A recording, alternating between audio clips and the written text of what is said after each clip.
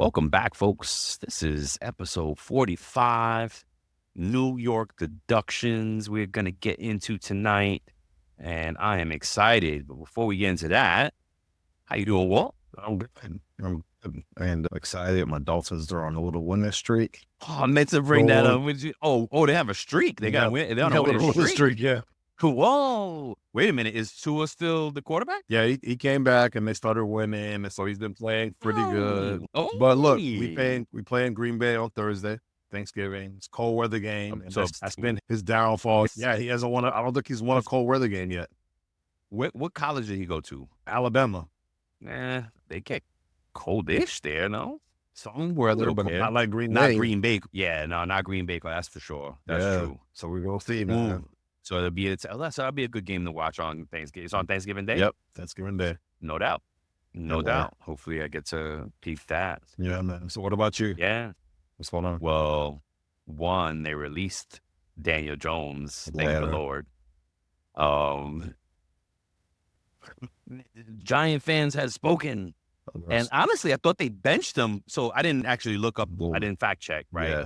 Did they did release him? They you're saying? did release him. He's now a free agent. He cleared waivers Oh. because if somebody would have picked him up, they would have had to pay his contract. So everybody's now up paying that. We released him. Oh no. I think people are really. It's been all over ESPN and the different sports networks and stuff like that. People have been really dragging the organization, man, the Giants organization. Really? Yeah, they're saying how they pay for him and they let Saquon walk.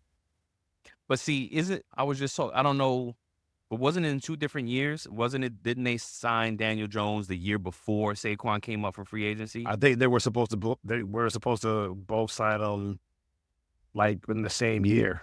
And then They went for Daniel Jones instead of Saquon in the same year? well, I think you're right. It might have been a year apart or so.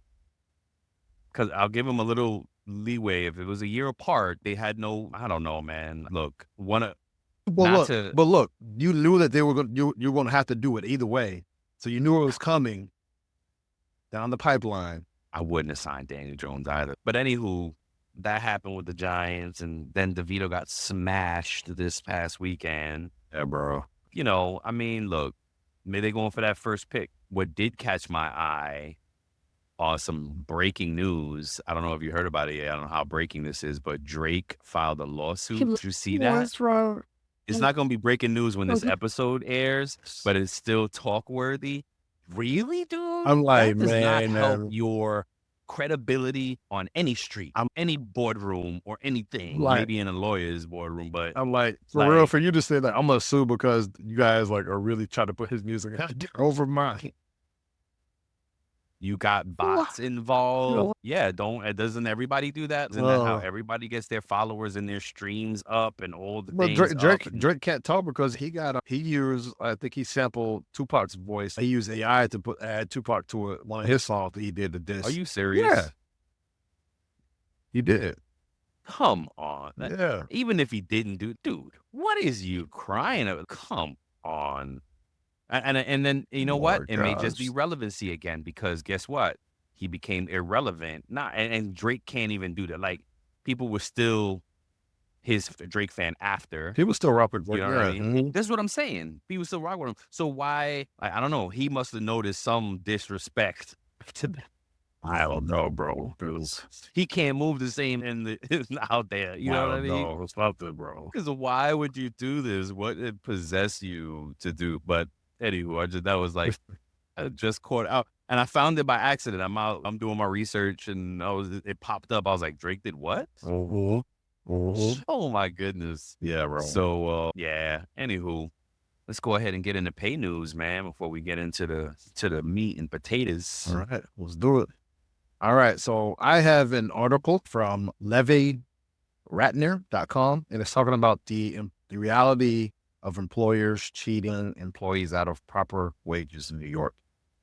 It's a very interesting article. I suggest that you read it, or we will have the link in the show notes.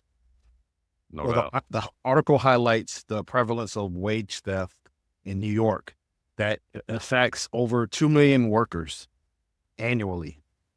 And with the losses, I think it totals in the billions, like 3.2 billion. Well, and common forms of this wage theft include unpaid overtime, minimum wage violations, and our topic today, illegal deductions.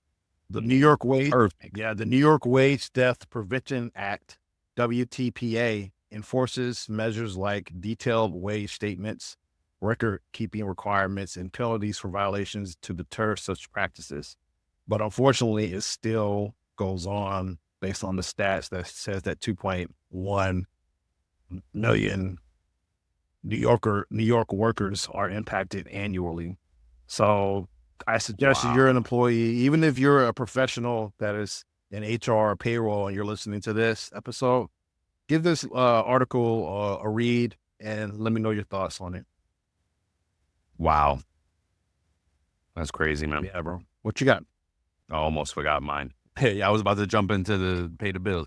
But so mine is performance season is coming up. Reviews, annual performance reviews might be coming up for some now. Some folks, and there's no rhyme or reason, folks, by the way, when people do, because you could do a fiscal year, you could do it calendar year, anywho, but enough that Forbes dropped an article for tips for employees to keep in mind as they go through a performance review, right? Like always, the link will be in the show notes. You can read the full article. I'm just gonna the highlights of it.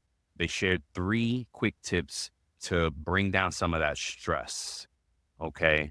And one is look at the whole year.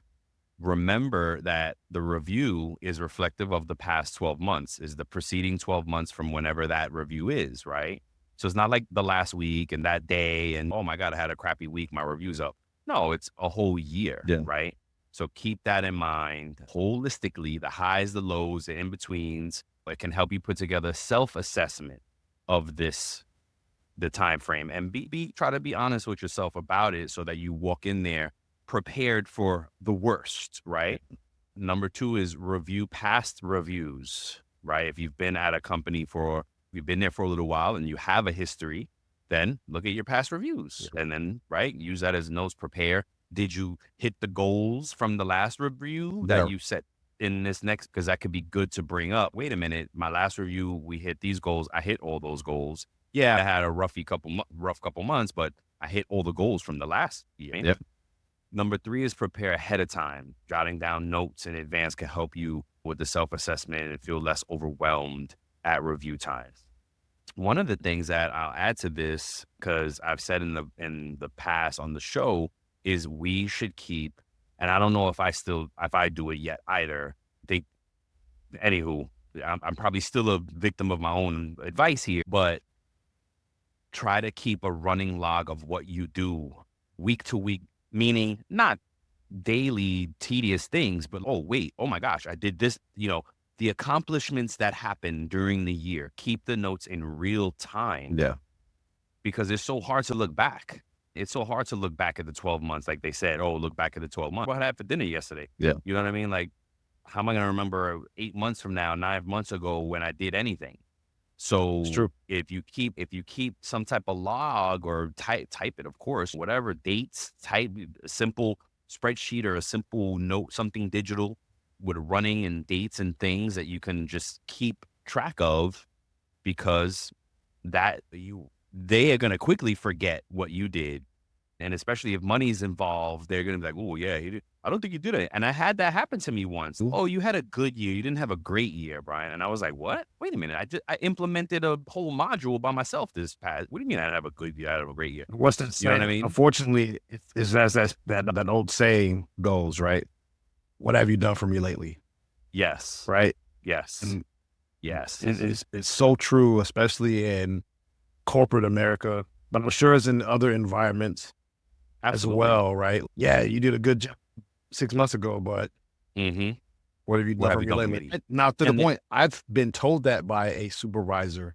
And told what? What have you done for me? Yeah.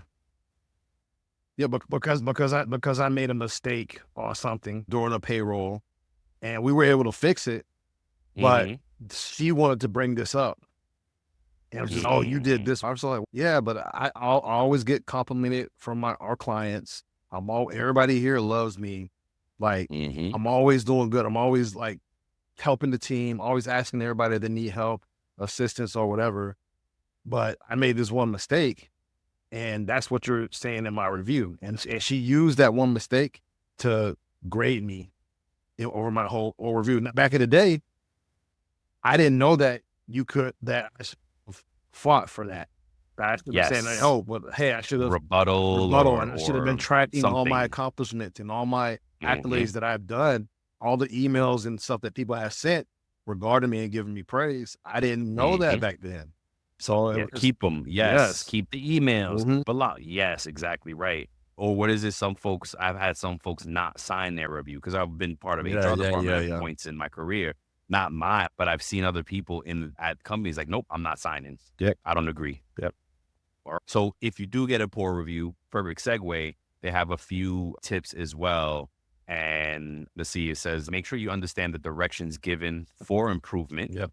And don't be afraid to ask follow-ups even after review has concluded, right? Because somebody like me, it takes me time to process the information. And it may be like, I need to sleep on things. And I might wake up in the morning like, what? Wait a minute. So it says, even if it says sometimes reflecting will lead to more new questions, and you should not hesitate to be upfront about asking those, even if it's a week after the initial review conversation. Yeah, like we say, speak up for yourselves. Try to speak up. Stand up. The squeaky wheel gets the oil. Yep. Rebuttals, and there's a better word for it. It's not coming to me, but rebuttals is good. Just push back. Yeah, push back on it, and so. Yeah, those are this one was good. Yeah, too. Also important not to turn the conversation into an argument. If you're too focused on your comeback or counterpoint, you will likely miss the meat of what they're trying to communicate to you, which is what you'll need to improve, says Rosencrantz in the article. They're quoting somebody here. Go look at it. It's in Forbes magazine. But that statement there, were, I think, cool, right? Yeah, that was cool. But that statement there to me sounds almost, and I hate to drag it on here, but I just want to, what that sounds like to me is as if they're rightfully trying to give you critiques to help you improve in that matter, basically be open-minded to receive that instead of pushing back, because that may be the case in some cases, right? The supervisor that's giving you that review may be genuinely trying to help you improve upon your career, right, and your position, right? So just be open to that feedback. Hey, yeah, you did great, but maybe you could speak up a little bit more. Maybe you could be a little bit more responsive in emails or communication, something like that, and whatever. So maybe I just wanted to. For me, that's what it sounded like. And that what you said in that statement. You're saying it's like a positive experience, whereas if it's a negative one, it might be a little harder to do these things. Yes. Is that what I mean? Yeah. It's fair, but still, I guess that's something to gauge it, right? Yeah. That's even more of a reason why you don't argue. If it's a negative one, don't argue, because you want to sit back, make note of it, and if you're not ready to respond, don't. Just say, hey, you know what? I'm going to need to think about this a bit. And if I can, let's revisit and I'll respond tomorrow, later, whatever. And the final tip that it had for employees, it says, seek out a mentor. That is a formal manager, or someone who isn't even in your job. Somebody else can be a good sounding board to talk things through with. They have more tips for managers in here and all that, but this is about employees. So get the right counsel, wise counsel. Yeah, get the right counsel. Yeah, exactly. Right. You don't need somebody like saying, let's go jump the boss at the work. Roll up on them. Yeah, some good tips for there. You could check the show notes for the link. And before we get into the main topic, we got to pay some bills. Let's do it. Shout out to Time Track Go. If you're tired of messy timesheets or complicated time clock software, Time Track Go is an intuitive solution that makes managing employees simple and efficient. But don't take our word for it. Customers are given Time Track Go a 4.7 efficient rating out of 5, but that is 4.7 out of 5. And that was on Capterra, and they've been awarded badges for best ease of use and best customer support again in 2024. And here's what some of the customers are saying: great value, best clock in app on the market, great time clock for modern office, intuitive and efficient, simple to use, priced right, and customer support is awesome. Man, those are all great things, man. Way to go, Time Track, go. So to Yes, learn sir. more about a simply better solution for time tracking, real-time reporting, PTO automation, payroll integrations, and more, visit www.timetrackgo.com. That's TIMETRAK go.com and start your 14-day free trial today. Let's go. And let's go. All right. So our main topic is New York deductions, Yeah. not just illegal ones, but what employees need to be mindful of and what you should know based on what a great article Walt mentioned in the beginning about all the 2 million New York employees Annually. that get robbed of wages annually. Why? Ignorance, mainly. If you don't know, maybe different stuff too. Some of it is ignorance. Some of it is intentional. But I'm saying though, if the employee knew all their rights, right, and they could be like, "Hey, whoa!" I meant from the employer view. Oh yeah. That's what I meant. Yeah. Oh yeah. On the employer side, some of them in intent, right? You're right. Some of them are being malicious, and it is true. Some of them just don't know, and then the ones that don't know will usually be more willing to fix it. And oh my gosh, no, sorry, it is an ignorance thing. But you're right. All right, what do you got first? So I just have a couple of tips and stats to share with employees and some resources that they can use and reach out to if they think that there's some deductions that they may have a question, right? Yep. So look, you want to understand your deductions. 59% of employees report confusion over paycheck details. You and I know that. Almost 60%, all the time. right? Almost 60% have trouble when they review for deductions and review taxes and benefits and garnishments. So we want to make sure that you have a clear understanding and that your employer is presenting that in a way that's understandable for you as well. And don't be afraid to go ask questions. Ask your HR professional, your HRBP, or your payroll pro, someone that can help you walk through the pay stub. Brian has a wonderful story where somebody, I think one of his friends or family, was listening to the show and said, "Hey man, here's my paycheck stub. Look at it." Yep. You know what I'm saying? Yep. And lots of people do not understand what's going on. One of the funny stories that we always get is when FICA shows on somebody's taxes. They're like, "What is this? I don't know. Nobody needs who's FICA. I don't know FICA. The hell is FICA?" Who's FICA? You want to verify that you have pay statements, right? So mistakes in payroll affect 1 in 4 employees annually. So a quarter of employees are impacted by payroll errors. Doesn't necessarily mean it's coming from the payroll pros. It could just be payroll error. So it could just be in general. They didn't really break it down as far as what that meant. So you want to regularly compare your stubs to expectations and flag any discrepancies immediately. So if you're supposed to get paid at a different rate, you work a different shift and you're eligible for shift differential, you want to check that rate. Right? Because that's the form of the deduction too. It's just a form of the deduction from your wages, right? So if you're supposed to get paid at a weighted average for OT, you know what I'm saying? Because you work between 2 different shifts and they have to blend in the rate for those, you want to make sure that you find out what that is as well. So make sure you flag those discrepancies and question. It's okay to ask questions about your check. And then we're going to just talk about some resources for assistance, right? The New York Department of Labor provides guidance on pay statements. So you can reach out to the DOL in New York, and organizations like Legal Aid offer support for wage disputes. So you can reach out to them, right? You can go file those claims with the Department of Labor, and they will review the labor standards complaint process for you. And they're available in multiple languages, those forms are, and it can be submitted for unpaid wages withheld, supplements, and other violations as well. So you want to make sure you go ahead and do that. And these links will be included on the show notes. And that's pretty much all I had, Brian. Yeah, but bro, that spoke volumes. I made some notes on some things because of it when we meet on our weekly meetings of how key some of this data is to share and ways that we need to share it. So dope. Thank you for that. I'll round it out with some of the legalities of it all, right? As employees, you should know that basically all employers are subject to these rules. Okay. Oh, I'm sorry, except governmental agencies. Which is crazy to me.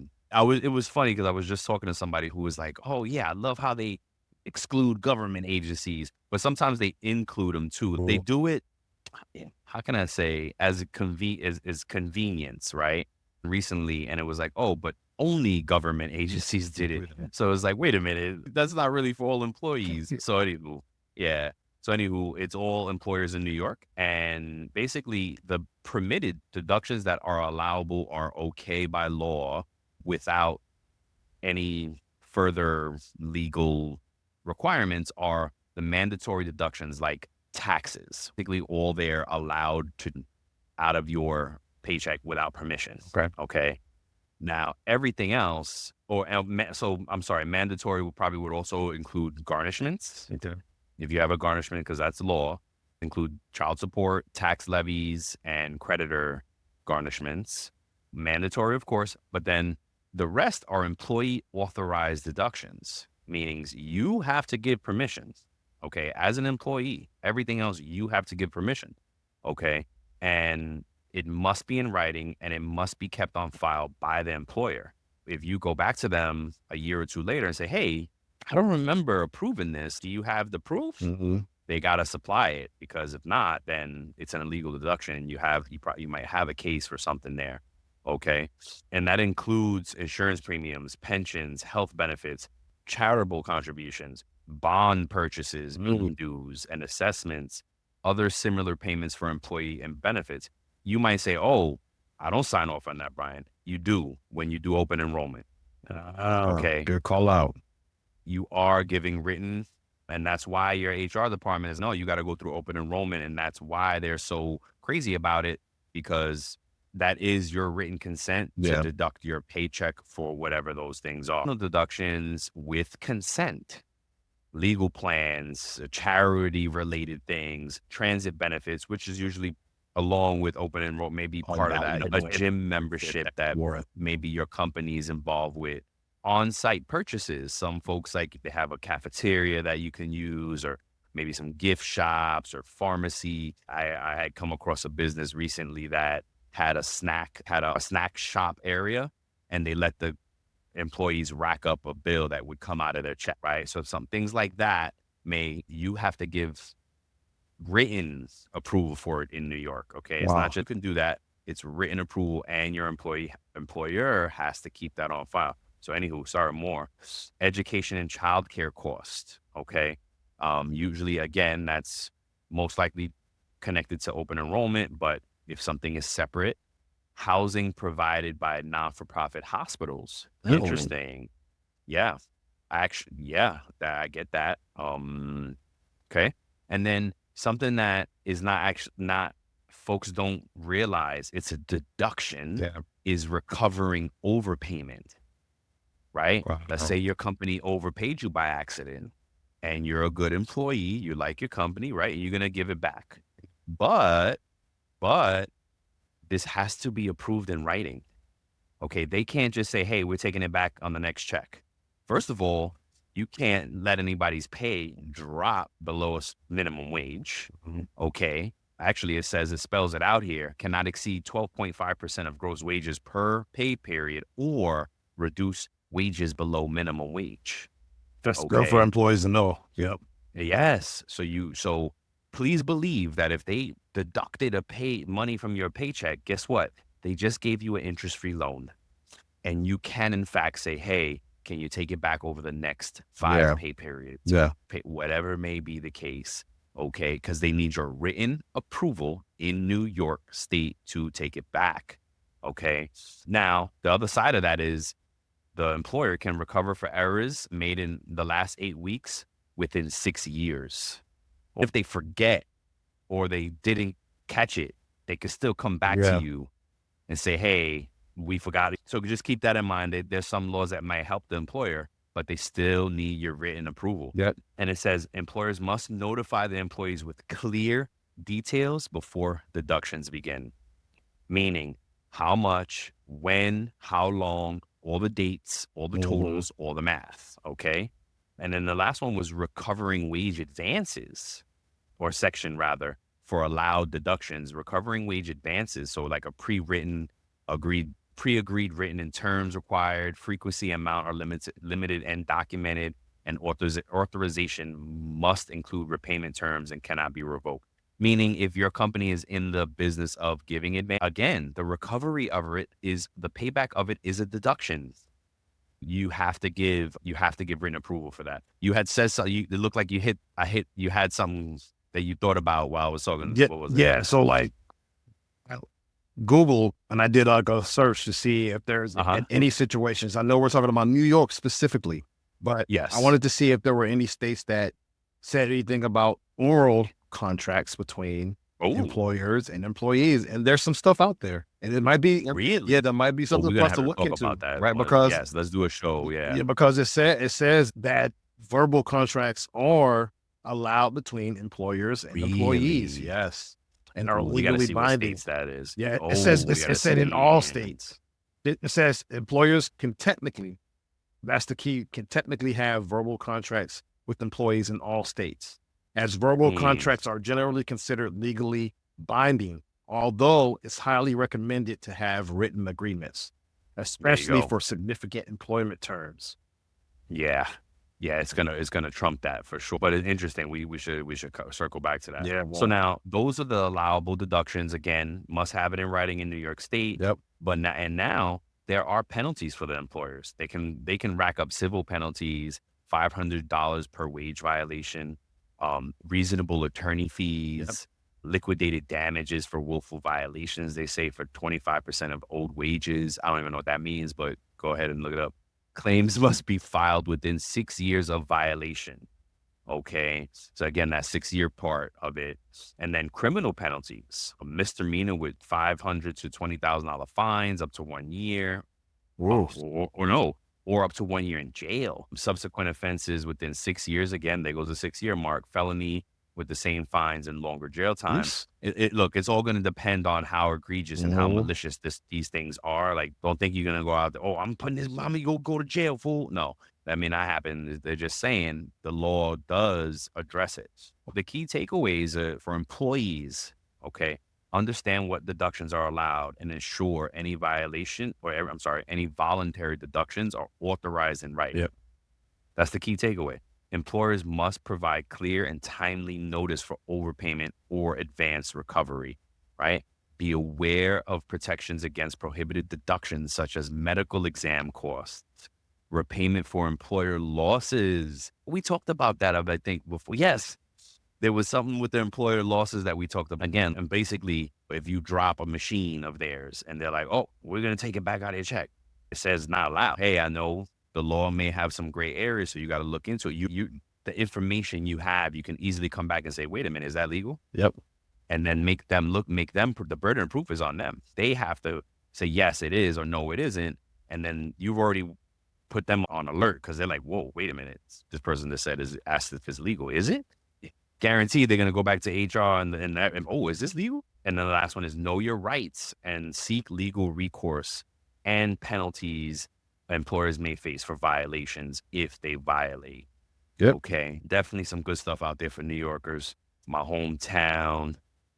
And as we continue on this journey, man, we're going to get some more information out to folks for Yep. these type of things and empower you guys. And as we go into the holiday season, some of these small employers might be a little shady and do silly things like, oh, wait, I can't afford to pay everybody at overtime. Or there might be a new business owner out there that doesn't know everything, that's still trying to figure stuff Yes. Good out. call out. And Good call. it may not be intentional. It Call may out. not be, it may be unintentional rather. And they may Correct. make a mistake. It happens. Yeah. And usually that's how it always goes, right? At the worst times, like something happens when you need the money. And it usually feels like that when it happens to you. Oh, for sure. Oh man, I got a classic story. This is nothing malicious, but Yeah. it was when I was young in the game, just started working in corporate. Christmas came. Yep. And I was getting a bonus. I don't think it was a big one, but it was due to be paid after Christmas. Oh, wow. And I asked my boss, I was like, hey, what's up with that though? I need it for Christmas. And he's, that's what credit cards are for. Yeah, I really told me that, And I was like, man, dang, okay. That'd be nice if I I was had it. looking forward to that. If I had good credit. Yeah, if I had good credit, that would be This is nice. the after holiday bonus for you. This is, yeah, because shoot, I'm pretty sure that's probably when I filed bankruptcy back in the day. Yeah, man. It's just, hey, happens, go man. through it. It happens. Some of you listening probably have experienced that. Somebody adjacent. I know people in my life, my family, that have done that. Yeah, it's a long time ago, and I was young in the game. Yeah. You know, credit, if you don't know how to manage credit and stuff like that, it'll get to you. Anywho, what is our safe talk today? Our safe talk question is, Yes. should these type of deductions ever be allowed without employee consent? Or does this open the door for exploitation? So should there ever be a case where the employer should be allowed to just, and let's say in the case, the employer was overpaid, grossly overpaid, and they put, instead of 80 hours, they put 800 and nobody caught it. Say somebody was severely overpaid. Yep. And the employer was just like, we're just take it back next time. Don't communicate with the employee. This employee is a problem employee anyway. Whatever. No. Would that, do you think that opens the door for exploitation? Yes. For me, in any decent payroll department, you should default to requiring signature of consent for any of these type of deductions. This is my opinion. There's another way to do it though. I talk about the handbook all the time because Walt found that stat. 70% of employees actively don't read it, actively avoid reading the manual, the employee manual. But if you signed off on it, there could have been a clause in your manual that says you are signing off to deductions in advance for overpayments in advance or anything we say is just. That's written consent. Yep. Okay. If you get caught out there, that's a different way they can do it. But at the end of the day, I think it has to be a sign off. What do you think? Look, I think that you hit the nail on the head. That no matter what, that there should be some type of communication, one, first of all, and two, consent. You know what I'm saying? I feel like that should be the case no matter what. Some type of signed agreement saying, hey, we at least want to let you know that this happened. And this is what you said and did. This is what we want you to know. I think that's the way to operate as a professional, if you're in the HR or payroll world, or if you're a business owner. I think that's the right way to operate. For me, I think this does open the door for both sides to be exploited. How both sides? So let's say the employee knows they were overpaid. Sometimes people are close in business. I could be in payroll with the person that I'm close to was the one that got overpaid. I let them know, hey, you might want to dip out because we overpaid you. I know that's far-fetched. And very seldom, but not with all the true crime examples that we shoot. But I think what I was gonna say is I think it damages trust. Yeah, it definitely does. If you do that to your employee, if you do this to your employees, it damages the trust they have with you, with the company. And if you're paying attention to trends, you meaning employers, are paying attention to trends, it's all about the employee experience nowadays. Yes, sir. You know what I mean? So if your employee experience, this is part of your employee experience for sure. Now that it just clicked, that's probably why payroll has become so much more important these days. Yep. Because we really impact the employee experience. Just like the article, the stats you found, after the second paycheck era, employees are thinking about leaving that job. Yep. After two paycheck eras. Yep. Employees are thinking about leaving. The employee experience is paramount. Yep. Drop the mic on it. Yes, sir. I'm gonna get a mic. You just drop it. We got to get like a image dropping on the screen, right? Yeah. Mic drops on the screen, like. One day, folks, when we get productions out right now, they'll wait for the holidays. Yeah, no, I agree. So, I agree with you, man. Yeah, man. And that's it. That's it, folks. We hope that when this drops, folks would have already eating, had their Thanksgivings if you celebrate and all that. If not, hope you had a day off anyway. And if not, if you had to work, thanks for what you do, whatever you do that you had to work that day. We appreciate you. Yeah, well, and those first responders that have to work and don't know all days and take care of all the people, retail, restaurants. Yes, and there's a lot of folks open. Grocery stores. Everybody's making their money. Yep, that's right. Retail is big, and even if they close early, it's still it's a heartache on that family and those folks that got to get out there and do it. Shout out to you. Thanks for what you do and keeping America running. Yep. To the next time, we love you. Peace. Peace.